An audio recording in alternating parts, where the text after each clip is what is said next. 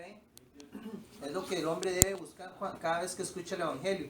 Pero vean algo que debemos entender también, que la fe y el arrepentimiento no es algo que venga de nosotros. Esa es una verdad bíblica. Tanto la fe como el arrepentimiento vienen de Dios, proceden de Dios. Vean, Hechos 11:18 dice: de manera que también a los gentiles ha dado Dios arrepentimiento para vida. Y Efesios 2:4 dice, Efesios 2:8, perdón, dice: porque por gracia habéis sido salvados.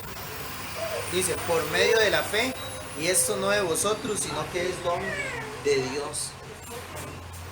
Entonces, el Evangelio, Cristo hace ese llamado general, o en el Evangelio, ¿verdad?, cuando se expone, es un llamado general al arrepentimiento y a la fe. Pero el hombre debe entender que si no es una obra, un milagro de Dios, él no puede producir ese arrepentimiento verdadero ni esa fe verdadera. Tiene que ser Dios que obra en el corazón del hombre. Entonces, lo que Dios llama, ahí es donde uno puede decir, pero Dios está pidiendo eso, pero yo no puedo hacerlo. Por eso ahí es donde uno tiene que clamar a Dios. O sea, si yo me veo a mi pecador y entiendo que yo no puedo hacer nada para arrepentirme, sino que es Dios, yo tengo que clamar a Él, porque la Biblia me dice, Dios es el que va a dar ese arrepentimiento. ¿Y qué tengo que buscar también? Exponerme a la predicación del Evangelio, porque el Evangelio es lo que es la predicación del Evangelio, lo que Dios ha establecido para salvar. Entonces yo tengo que procurar eso. Si yo en mi vida veo que yo no he creído, ¿verdad?, si no hay evidencia de esto, entonces yo con urgencia debo ir a escuchar la palabra, a ser expuesto y clamar a Dios para que Él produzca en mí un arrepentimiento y Él me dé la fe para ver a Cristo como mi Salvador. Bueno, eso fue lo así, resumido lo que ya habíamos visto. Entonces el capítulo 3 se basa en un llamado a creer y un llamado a confesar. Entonces vamos a buscar Romanos 10. Que fue el que vimos la última vez, Romanos.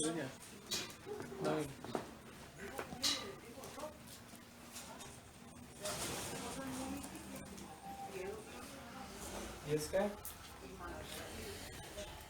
Vamos a leer. Leamos a partir del 5. 10 y versículo 5. Romanos 10:5. Dice: porque de la justicia que es por la ley, Moisés escribe así: el hombre que haga estas cosas vivirá por ellas. Pero la justicia que es por la fe dice así: no digas en tu corazón, ¿quién subirá al cielo? Esto es, para traer abajo a Cristo. ¿O quién descenderá al abismo? Esto es, para hacer subir a Cristo entre los muertos.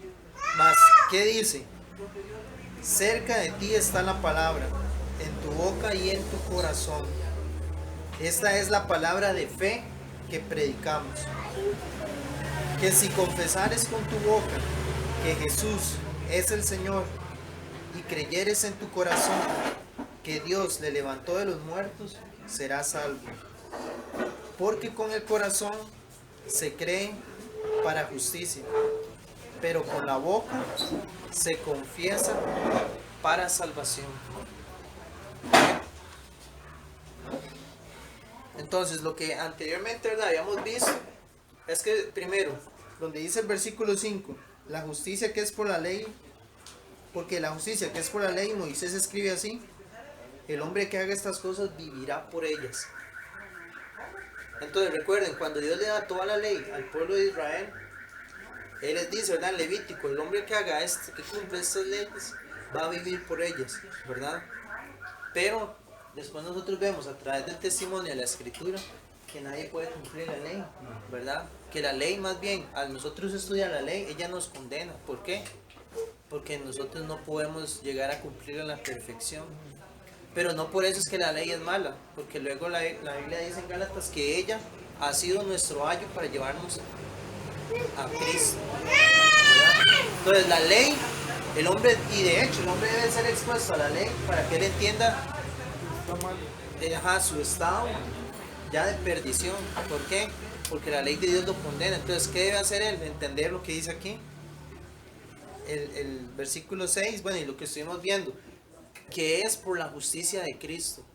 ¿Por qué la justicia de Cristo? Porque es la obediencia de Cristo a la ley de Dios la que ahora salva al hombre si el hombre tiene fe en él. Entonces, creer en el corazón, habíamos visto, ¿verdad? Es creer en la obra de Cristo, ¿verdad?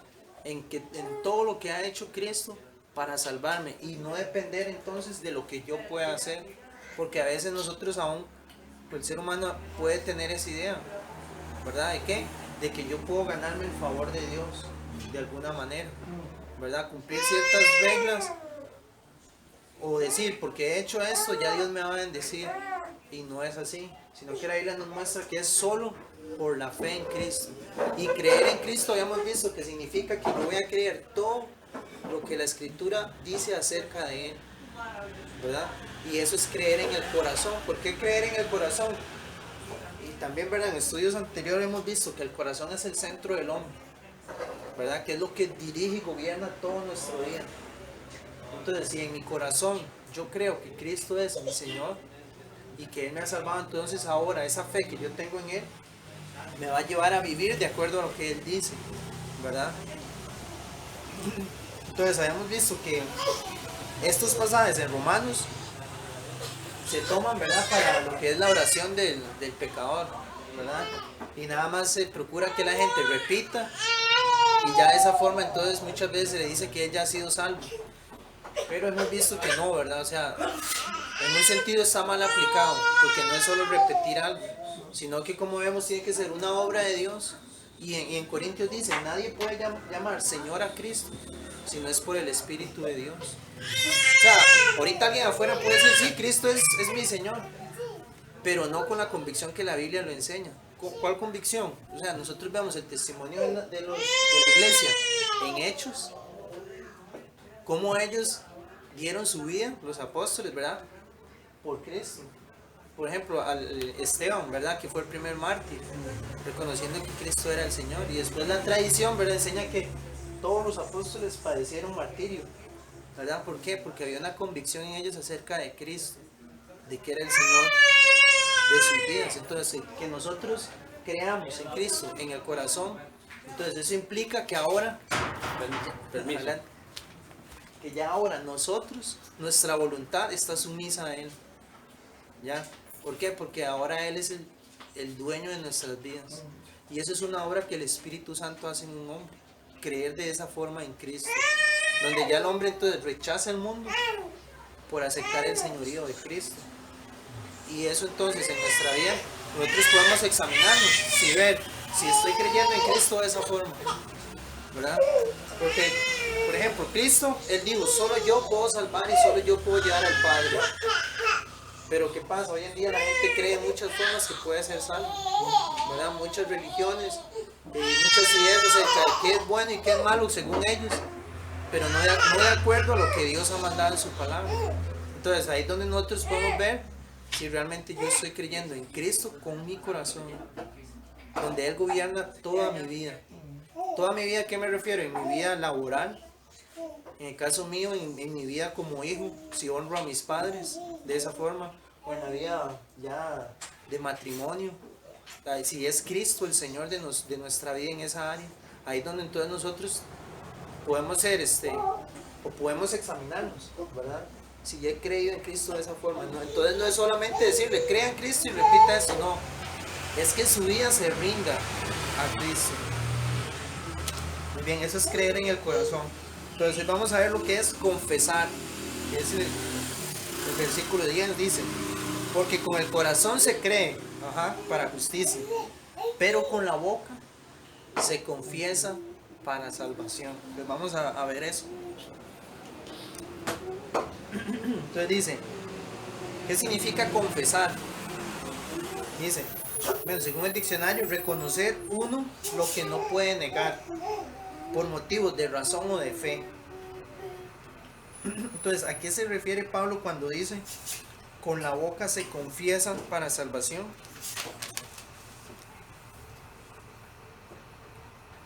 Y entonces, por ejemplo, ¿será únicamente que eso significa decir una oración? ¿Verdad? Porque muchas veces eso es lo que se le dice a la gente, confiese esto. ¿Será que significa eso? Pero vean, vamos un momento a Mateo 7.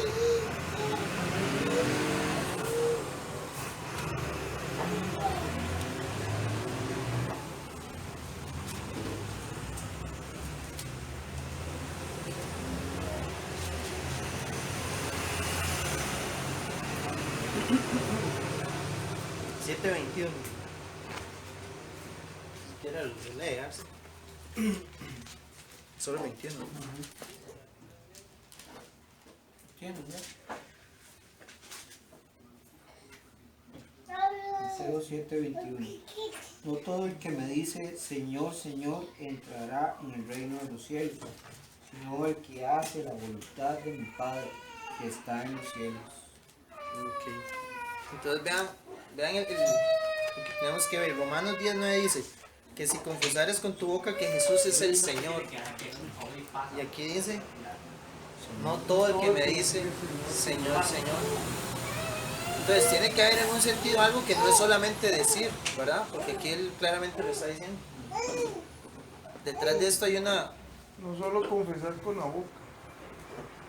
por ejemplo, en el pasado decir Señor Jesús era algo realmente significativo, algo que no se tomaba a la ligera.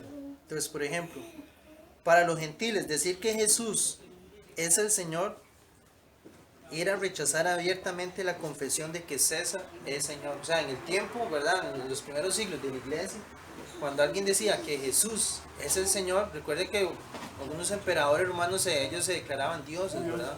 Entonces era una declaración pública decir que César es Señor, pero el gentil que no aceptaba eso y decía, Cristo es el Señor, ¿eso qué significaba? Como traición era. Eso era pena de muerte o castigos, ¿verdad? Para muchos y algunos la muerte. Entonces, para un gentil decir eso, confesar eso, él sabía, puedo morir si yo no digo que César es el Señor y digo que es Cristo el Señor. Y para los judíos, dice el autor del libro, dice, para un judío decir que Jesús es el Señor era igualar a Jesús a Jehová. Entonces, ahí él explica que recuerden que cuando Cristo estuvo aquí en la tierra, ¿verdad? La Biblia que él usó era la Septuaginta, ¿verdad? Que era una traducción en griego del Antiguo Testamento, que el Antiguo Testamento fue escrito en hebreo. Entonces, cuando ellos iban a traducir el nombre de Jehová del Antiguo Testamento al griego, lo que usaron fue Curios, ¿verdad? Entonces, para un judío decir que Jesús es Curios o el Señor, era decir que Jesús es el Señor del Antiguo Testamento. Decir que es el mismo Jehová del Antiguo Testamento. Entonces, también para un judío es muy significativo decir que Jesús es Curios. ¿Ven? Por eso los judíos no lo ven como el... Ajá, yo lo rechazaba, pero por eso. Bueno, el judaísmo no lo ve a Jesús como el Como el Mesías, lo ve como otro profeta, ¿no? pero por eso, entonces ahí donde uno ve que en ese tiempo decir que Jesús era el Señor, sí era algo muy importante, tanto para el gentil como para el judío. Lo que significaba que era el Dios Jehová del Antiguo Testamento o que verdaderamente él era el Señor y no el César. Pero eso implicaba muchas cosas en la vida del creyente. Porque, por ejemplo, nosotros vemos en el libro de Hebreos que muchos, ¿verdad?, de los judíos que habían creído realmente a Cristo, ¿verdad?, ellos perdían, o sea, estaban pasando situaciones difíciles y algunos por la misma persecución o situación en la que hasta estaban pensando ya dejar el cristianismo por la situación tan difícil en la que estaban. Y para el gentil entonces vemos que era ir en contra del imperio romano. Entonces hoy en día es donde nosotros podemos ver que si realmente yo digo que Jesús es el Señor, o sea, ¿qué implica eso en mi vida? Porque en ese tiempo podría ser la muerte, pero hoy yo digo eso a la ligera y es algo que no le tomo el peso realmente como debería ser, ¿verdad? Dice, decir que Jesús es el Señor es reconocer todo su señorío en todas las áreas donde su voluntad sea conocida. Vamos a Mateo 16.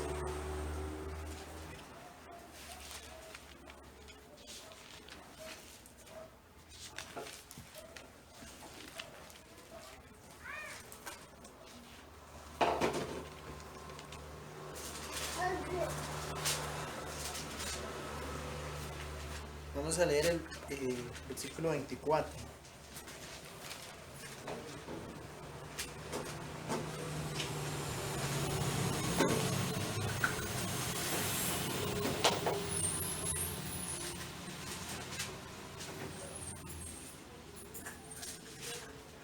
Olga. 16:24. Olga, le llamo. Dice, entonces Jesús dijo a sus discípulos, si alguno quiere venir en pos de mí, niéguese a sí mismo y tome su cruz y sígame. Porque todo el que quiera salvar su vida, la perderá. Y todo el que pierda su vida por causa de mí, la hallará. Entonces, aquí el autor Paul Washer, ¿verdad? Él viene y cita en el libro a un predicador bautista del pasado, que en cuanto a lo que era confesar a Cristo, ese pastor bautista escribió eso: si un hombre no confiesa a Cristo, poniendo en riesgo su vida, o poniendo en riesgo su carácter, o poniendo en riesgo su propiedad, o poniendo en riesgo su libertad, y todo lo que tiene valor para él, entonces este hombre no tiene la fe de Cristo. O sea, lo que ese pastor está diciendo es que uno confiese a Cristo, es que usted va a perder todo lo que usted tiene por el señorío de Él, por quien es Cristo. Entonces eso a nosotros nos debe confrontar. Vea, Cristo aquí dice, si quiere venir en pos de mí, niéguese a sí mismo. Entonces, lo que ahí nosotros debemos examinarnos es, ¿qué cosas aún de este mundo yo amo? O que aún para mí tienen gran peso, que en comparación con el amor de Cristo yo no las he dejado, que aún yo sigo, puede ser algún pecado, ¿verdad? O como les digo, podemos examinarnos a decir, por amor a Cristo yo he dejado todo lo que realmente yo he amado y me he negado a mí mismo por Él. Y ahí es donde lastimosamente nosotros todavía podemos reconocer que no es así, que aún hay cosas de este mundo que a veces para mí tienen mayor importancia que Cristo, ¿verdad? Pero seguir entonces, confesar a Cristo, dice este autor, que es perder todo, poner en riesgo todo por Cristo, ¿verdad? Por la fe y confesarlo a Él en nuestras vidas, que Cristo es mi Señor. ¿Qué significa eso? Que cuando yo estoy en mi trabajo y estoy hablando de temas de matrimonio, temas de todo este movimiento ahora, ¿verdad? De LGBT y todo eso, que yo por amor a Cristo me voy a sostener en lo que Cristo dice en su palabra. Aunque eso me amerite que todo el mundo me rechace o me vean como alguien retrógrada, ¿verdad? Alguien que vive en el pasado, alguien así a la antigua, como le tachan, ¿verdad? Y no alguien que ve que el mundo va cambiando, no, es ser fiel a Cristo. Eso por decir un tema, ¿verdad? Pero hay muchos otros en los cuales confesar a Cristo significa voy a ir en contra de todo. Y así lo vivieron los primeros cristianos, ¿verdad? Entonces, el decir, confiese con su boca que Jesús es el Señor, es reconocer que Cristo gobierna en todo lo que yo soy, ¿verdad? Ahora, voy a leer aquí un texto que él cita, porque el autor toma ejemplos del pasado, ¿verdad? De cómo el cristiano al confesar a Cristo se veía en una situación de vida o muerte. Entonces, vea, dice, en el primer siglo, dice, una carta de Plinio el Joven, era un gobernador, escribió una carta que se la dirigió al emperador romano Trajano, se llamaba así el emperador. Entonces, en esa carta, este hombre, Plinio, dice, describe de manera resumida cómo los acusados de ser cristianos eran interrogados y las acusaciones contra ellos eran demostradas o desestimadas. Entonces eso escribió: una información anónima que se presentó para mi consideración incluía acusaciones contra varios, quienes después de ser examinados negaron que fueran cristianos o que alguna vez lo habían sido. Ellos repitieron después de mí una invocación a los dioses y ofrecieron ritos religiosos con vino e incienso ante tu estatua, a la estatua de Trajano, e incluso ofendieron el nombre de Cristo. Pensé entonces que era correcto, por lo tanto, liberarlos. Entonces este hombre lo que dice es, recibía varios que los acusaban de ser cristianos y los puse enfrente de su estatua, enfrente de su estatua y les dije, ofrezcan ofrendas a esta estatua y ofendan el nombre de Cristo. Si ustedes lo hacen, ustedes no son cristianos. Entonces dice en esa carta que él envió que esos hombres lo hicieron. Entonces él dijo, por tanto, los dejé libres porque no eran cristianos. Entonces el autor aquí, Paul Washer, él dice que lo contrario era lo que ocurría con los verdaderos creyentes. O sea, presentarlos delante de la imagen de ese hombre era que ellos la rechazaban. Entonces él cuenta luego de un hombre que se llamó Policarpo, que igual lo llevaron ante las autoridades romanas y él no hizo esa confesión de que César es Curios, sino que él dijo, Jesús es, esa palabra Curios, es el Señor, y por lo tanto él sí murió. Entonces en ese tiempo esa era la forma digamos, ese es el contexto histórico de ese pasaje. Entonces nosotros vemos que ya entendiendo bien el pasaje, eso no se refiere nada más a una simple frase, sino que detrás de eso había algo que estaba pasando en Roma, que era confesar a Cristo delante de los romanos y significaba entonces que usted podía morir, ¿verdad? Entonces, la aplicación cuál es traerlo hoy a nuestros días y ver si realmente entonces yo estoy confesando a Cristo en mi vida, en todo lo que yo soy, porque eso va a demostrar entonces si realmente soy creyente, ¿verdad? Dice, una aplicación correcta de este versículo no es solo decirle a las personas que repitan una oración. ¿Cuántas personas dicen haber hecho la oración del pecador, pero en sus vidas no hubo una transformación? No existió un señorío de Cristo en toda su vida. No existió, vean qué importante, un rechazo del mundo. No hubo una obra continua de santificación. Y no hubo principalmente un anhelo por Cristo. Entonces, es como el pasaje o la parábola que Cristo da sobre del sembrador, ¿verdad? Que hubo unos que por un tiempo dieron fruto, pero el afán de este mundo y las riquezas, o cuando llegó la persecución, lo dejaron. Entonces, muchas veces el que una persona sí haya confesado en un momento a Cristo, pero el tiempo eventualmente reflejó que no hubo un anhelo real por Cristo. Porque el anhelo por Cristo debe llevarnos a nosotros a ese punto de decir, ¿estaré yo dispuesto a dar mi vida por Cristo? ¿Estoy dispuesto a negar todo lo que yo he creído por Cristo? Inclusive a veces que eso acarree divisiones en mi hogar, con mis padres, con mis hermanos, con mis familiares. Verme aislado en el trabajo de mis compañeros porque saben que yo no comparto mucho las cosas que ellos dicen. O sea, realmente debemos examinarnos y decir, el señorío de Cristo es evidente en mi vida, realmente. Por último, para la evangelización, estos versículos deberían usarse de la siguiente manera. Dice, primero, debemos usar estos versículos, ¿verdad? Este pasaje de Romanos 10, del que leímos al inicio, dice, para demostrarle al que busca la inutilidad de las obras y exhortarlo a que deje de lado toda esperanza de ganar la salvación a través de la virtud o el mérito personal. Entonces, pues eso es importante, ¿verdad? Primero nosotros aplicar eso a nuestra vida,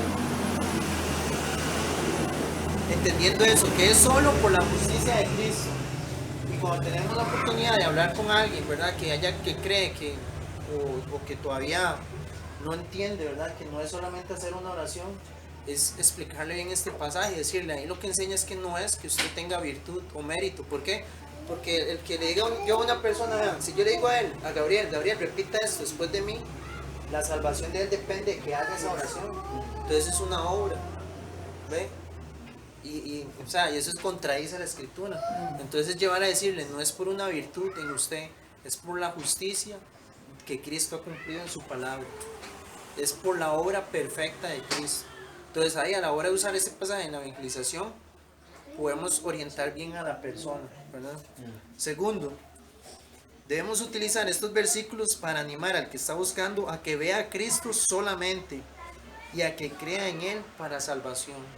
Entonces igual, como vimos, creer en el corazón en Cristo y confesarlo es que la persona deposite toda su fe en lo que Cristo dijo ser y en lo que Él hizo, nada más. Y tercero, el que buscan debería usar estos versículos como una prueba de fuego continua respecto a la genuinidad de su profesión de fe.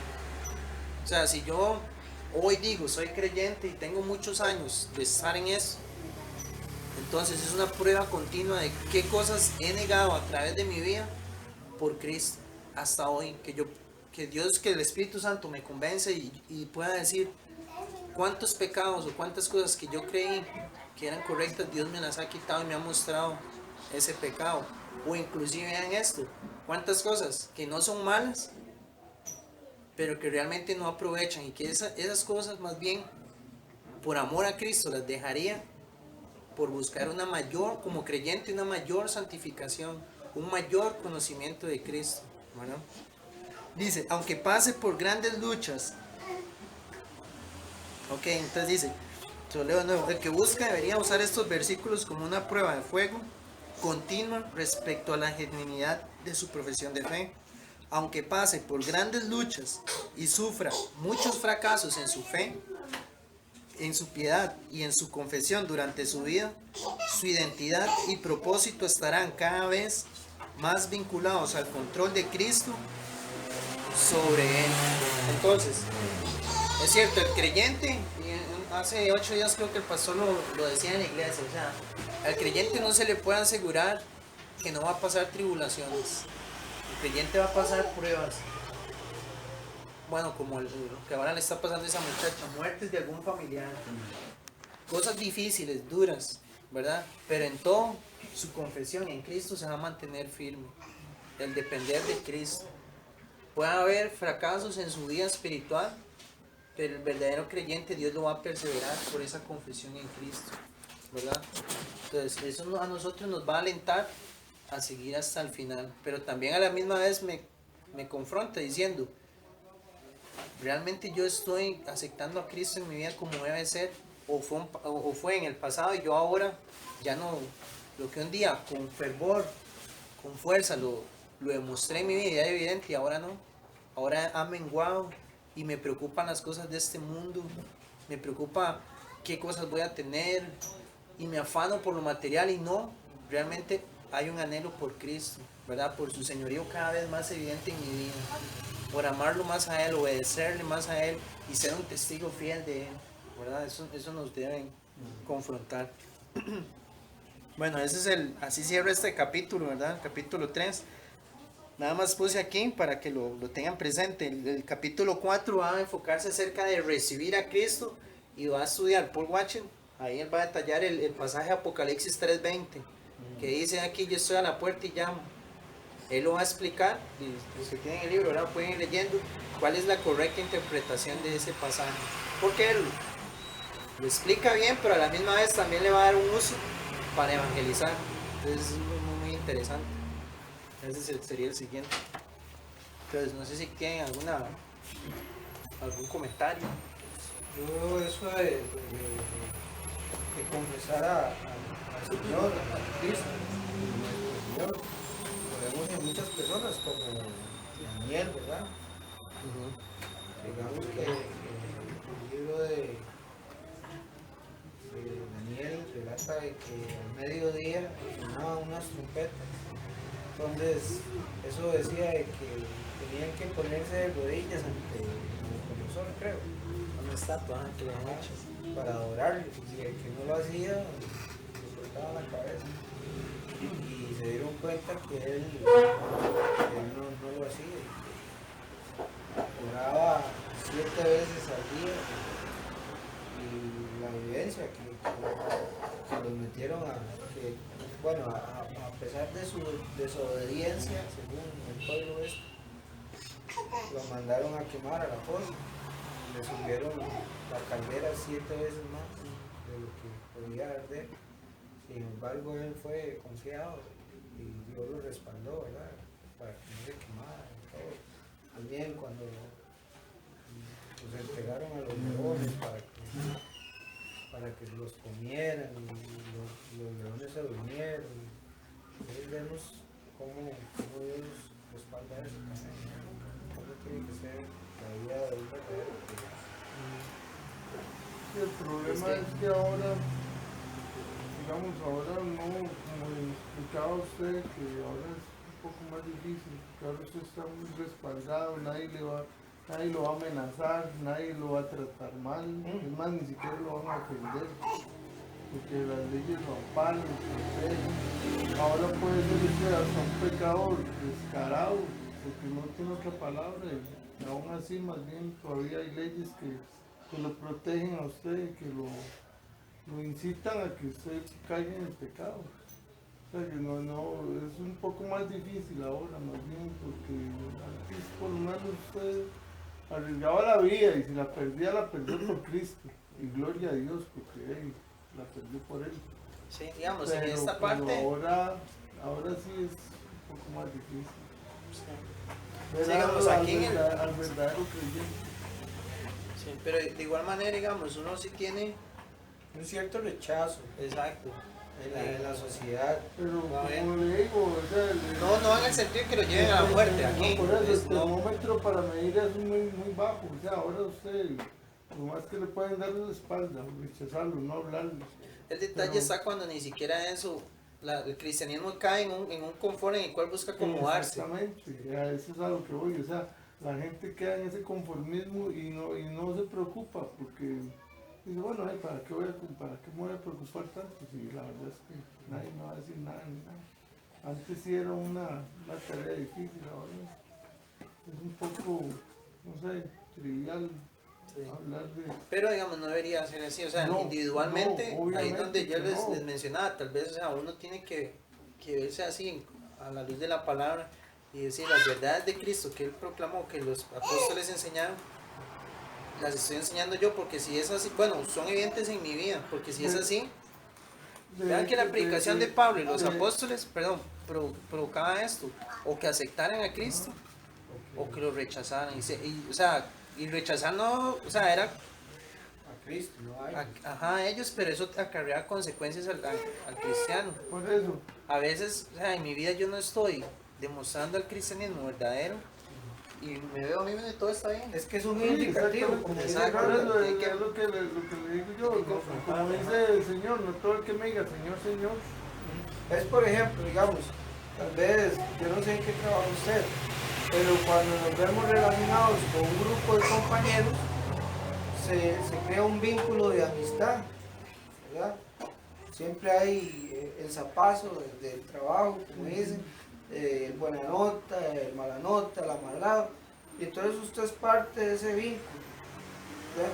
Entonces, es un indicativo para uno si realmente es creyente. Por ejemplo, a mí cuando yo empiezo a hablar de Dios, ay, qué pereza, ahí está Michael ya hablando de Dios. Y eso a mí no me ofende, ¿verdad? Porque yo ya sé cómo es. O si no lo empiezan a... Ah, pero ¿qué tanto hablas si vos sos esto y vos sos el otro? Como todo, pero, ¿Entiendes? o sea, es un indicativo, digamos, de que Dios está, de cierta manera, haciendo un fruto en uno. Porque, digamos, ¿qué pasaría si yo llego y me quedo callado? Yo veo el pecado y más bien yo me uno al pecado.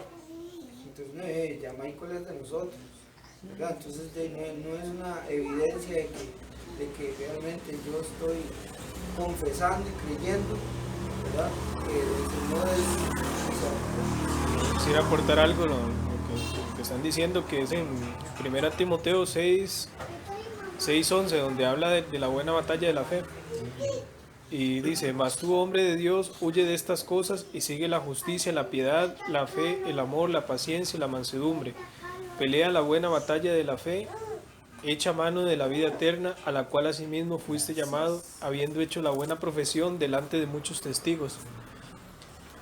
Primero dice eso, el apóstol Pablo dice, habiendo hecho la buena profesión delante de muchos testigos, y después pone al Señor Jesucristo como ejemplo, y dice, te mando delante de Dios que da vida a todas las cosas, y de Jesucristo que dio testimonio de la buena profesión delante de Poncio Pilato.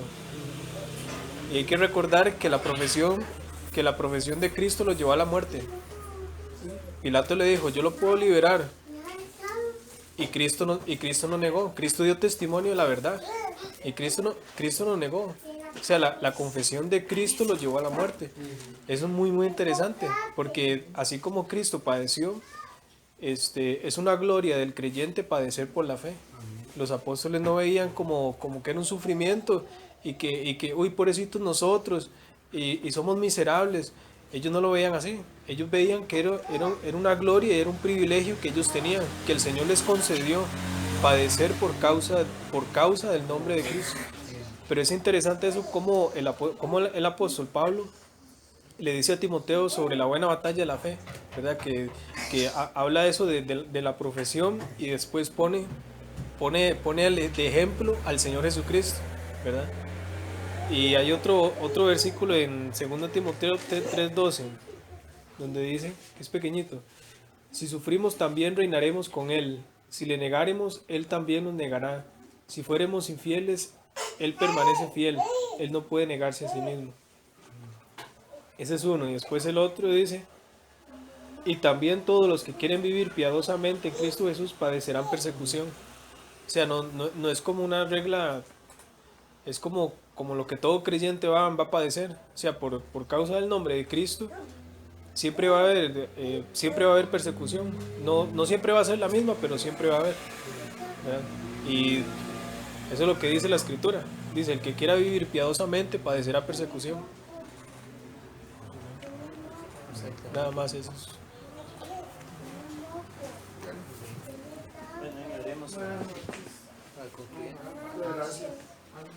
Por ahí. Bien, vamos a orar para terminar. Sí.